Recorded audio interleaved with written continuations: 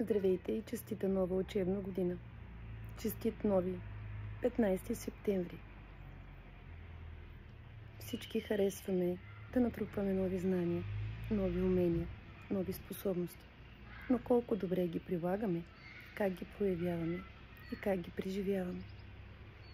Най-често става въпрос не за получаването на нови знания, а за тяхното проявяване по възможно най-добрия начин, който да ни носи успех, удовлетворение, чувство за напредък по пътя ни.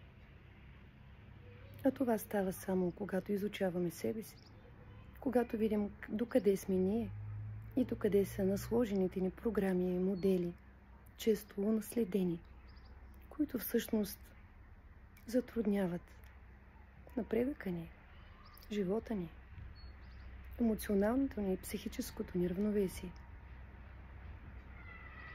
Затова ви каня да задълбочаваме знанията за самите себе си, да се обърнем навътре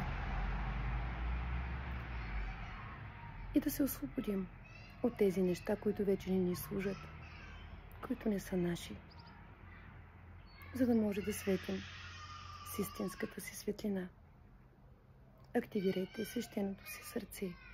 Погледайте се в начина, по който живеете, по който мислите, по който чувствате. Честита нова учебна година! Най-важно е да проявим и да дадем простор на вътрешния си учител да бъде